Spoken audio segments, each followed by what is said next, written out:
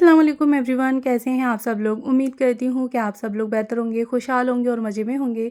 अल्हम्दुलिल्लाह हम लोग भी सभी बेहतर हैं। बारिश में ना मेरा घर बहुत जल्दी ही मैसी और डल लगने लगता है। आप लोगों के साथ भी ऐसा होता है? तो आज मैं अपने पूरे घर का कर रही हूँ एक छोटा सा मॉनसून होम रीसेट। इसी के साथ ही ना मेरी कोशिश रहेगी कि बहुत ही कम वक्त में और जल्दी ही अपने घर को एकदम से ना क्लीन, फ्रेश और ऑर्गेनाइज कर दूं। स्टार्टिंग करूंगी मैं सबसे पहले कि अपने घर में एक मुझे मतलब घूम फिर के देखना है कि कौन सी चीज़ कहाँ की ऐसी है जो कि बेजगह पे पड़ी हुई है।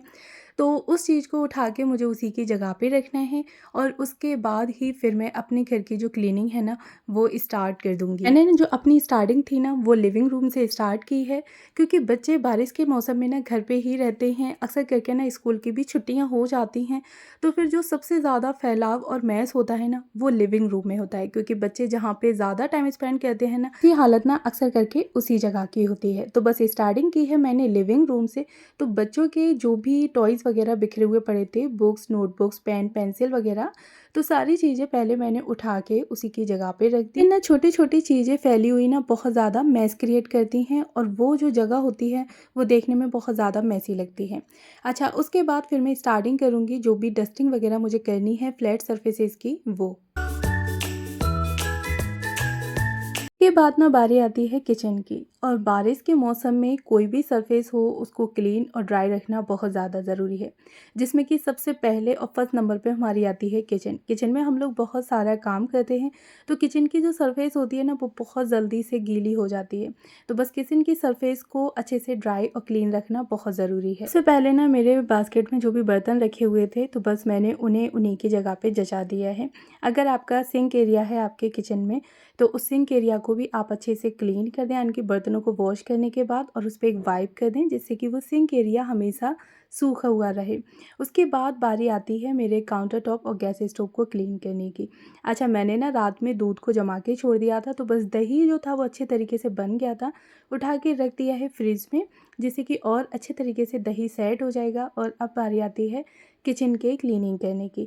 तो यहाँ पे ना मैंने गैस स्टोव को क्लीन किया है, सामने जो वॉल लगी हुई है तो साथ में उसको भी अच्छे से क्लीन कर देती हूँ और फिर काउंटर टॉप पे भी एक वाइप कर दूँगी, क्योंकि मेरी कोशिश रहती है कि कुकिंग के बाद ना मैं अपनी गैस स्टोव को, काउंटर टॉप को अच्छे से क्लीन कर दूँ, बिल्कुल भी इसको गंदा ना छोड़ूँ। तो हाँ, कि कुकिंग के बाद ना अगर हम लोग उसी टाइम पे ही अपनी किचन को क्लीन कर देते हैं ना तो किचन हमारी पूरे दिन ऑर्गेनाइज बनी रहती है और बिल्कुल भी मैसी लुक नहीं देती। उसके बाद किचन में ना कुकिंग करने का मज़ा ही अलग होता है।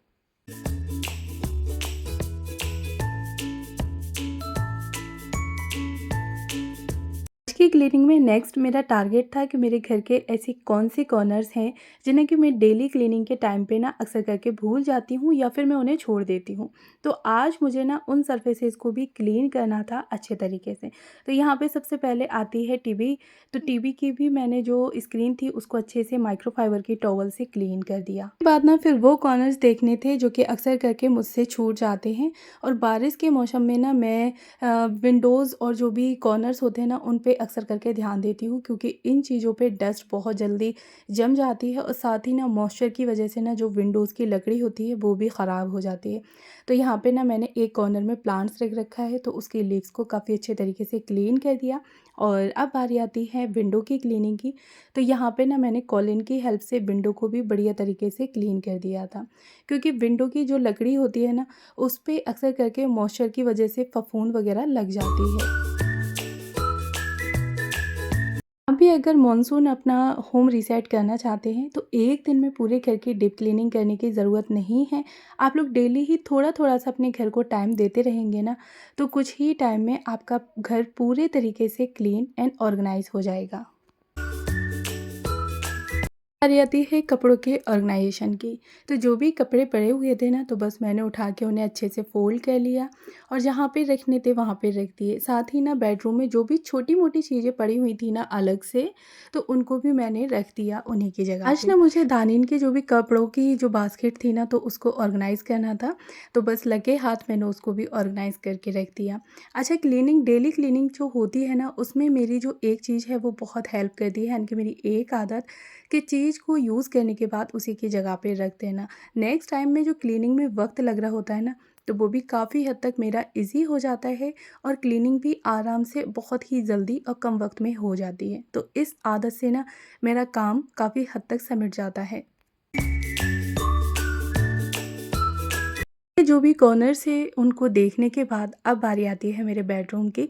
तो अब मुझे अपने बेडरूम को रीसेट करना था और आप लोग हल्की-फुल्की सी बेड का जो मेसी लुक है वो देख ही सकते हैं कि टॉयज़ वगैरह पड़े हुए हैं, बच्चे खेल-कूद के और चीज़ें भी डाल देते हैं। तो जो भी अननेसेसरी सामान था ना, तो बस उठा के मैंने सबसे पहले उसी की जगह पे रख दिया। और अब बारी आती है बेडशीट को हटा के फ्रेश बेडशीट लगाने की। क्योंकि जब भी हम लोग मानसून के मौसम में ना फ्लावर्स की प्रिंटेड वाली जो बेडशीट होती हैं कॉटन की, अगर वो लगाते हैं ना, तो बेडरूम का जो लुक होता है वो बहुत ही अच्छे से निखर के आता है। यहाँ ना मैं आप लोग के साथ एक टिप और शेयर करूँगी कि जितने भी आपके बेड पे रखने वाले पिलो हैं ना, तो उन पे आप लोग जो कवर चढ़ाते हैं बेडशीट के साथ का वो तो चढ़ाए हैं, लेकिन उससे पहले ना एक कवर और हमेशा उस पे लगा के रखें, जिससे कि जो भी उसका जो वाइट कलर का कवर होता है ना, तो उस पे ऑयल वगैरह के निशान नहीं लगेंगे। जो भी सामान था बस उसको उठा के रख दिया और उसके बाद पिलो के जो कवर वगैरह चेंज करने थे वो कर दिए।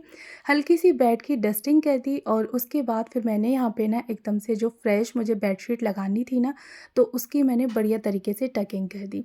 अगर बेडशीट की ना आप लोग एक अच्छे तरीके से टकिंग कर देते हैं ना, तो पूरे दिन आपका बेड जो है वो ऐसे ही बना रहता है, बार-बार ना आपको अपना बेड बनाने की ज़रूरत नहीं पड़ेगी।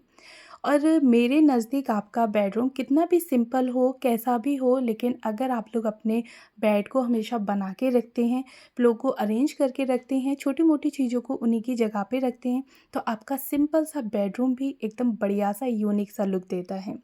अच्छा, अब बारी आती है कि मुझे ड्रेसिंग टेबल को भी ऑर्गेनाइज़ करना था और छोटी-मोटी चीज़ें जो बेड के साइड पे रहती हैं ना, उनकी डस्टिंग करनी थी।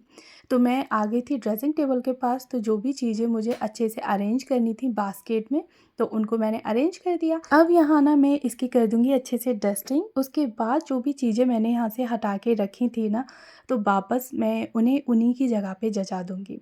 तो इतना करने भर से ही ना हमारा जो बेडरूम है वो एकदम से फ्रेश एंड ऑर्गनाइज़ दिखने लगेगा।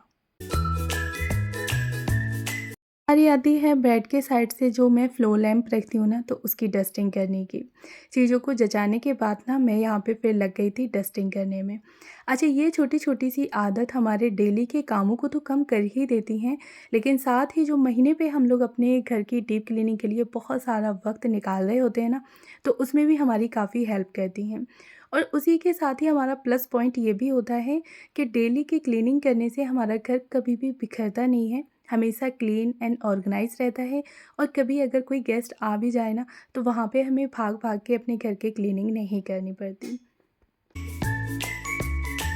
बेडरूम को रीसेट करने में मुझे थोड़ा-सा वक़्त लगा। बेडशीट अच्छे से चेंज कर दी, जो चीज़ें यानी कि टॉयज़ वग़ैरह बिखरे हुए पड़े थे, उन्हें उन्हीं की जगह पे रख दिया। हल्की-फुल्की सी जो डस्टिंग करनी थी, वो डस्टिंग भी कर दी और साथ ही ना एक्स्ट्रा जो कपड़े पड़े हुए थे ना, तो बस उनको अच्छे से फ़ोल्ड करके मैंने लगा दिया उन्हीं की जगह पे। बारी आती है फ्लोर की क्लीनिंग की। तो जहाँ भी जो चीज़ें मुझे देखनी थी वो तो सारी मैंने देख ली और जो चीज़ें अपनी जगह की थी उन्हें वापस उन्हीं की जगह पे पहुँचा दिया। साथ ही हल्की-फुल्की जो डस्टिंग करनी थी ना, तो वो डस्टिंग भी कर दी। तो अब बारी रहती है कि मुझे अब अच्छे तरीके से फ्लोर को क्लीन करना है। तो उसके लिए सबसे पहले ना हम ब्रूमिंग कर लेंगे, जिससे कि चीज़ों के आगे-पीछे जो भी डस्ट वग़ैरह ज़मीन पे रख गई है ना, तो वो साफ़ हो जाए। बारिश के मौसम में ना अगर फ़र्श हमारा ज़्यादा टाइम गीला रहे तो वो देखने में अच्छा नहीं लगता।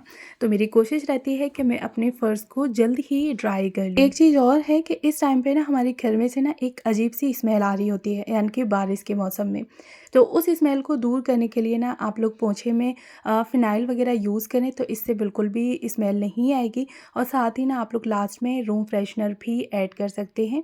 तो उससे ना आपका पूरा घर बहुत ही अच्छे तरीके से महकेगा और बहुत ही अच्छी-सी भीनी-भीनी सी स्मेल आएगी, जो कि आपको खुद घर में बहुत अच्छा और फ्रेश फ़ील होगा। थी ना फिर मैंने इस जगह का भी अच्छे से मेकओवर किया। आप लोग देख ही सकते हैं बिफ़ोर एंड आफ्टर। पहले इस एरिये का क्या लुक था और बाद में इस एरिये का क्या लुक निकल कर आया है। तो मुझे कमेंट करके बताइएगा ज़रूर कि मेकओवर इस एरिये का कैसा लगा। कि क्लीनिंग करने के बाद ना घर में जो एक फ्रेशनेस आती है वो देख के बहुत अच्छी लगती है। अच्छा लगा मेरा आज का ब्लॉग, मुझे कमेंट में बताइएगा ज़रूर, और अगर फर्स्ट टाइम है तो प्लीज़ मेरे चैनल को ज़रूर सब्सक्राइब करें। Thanks for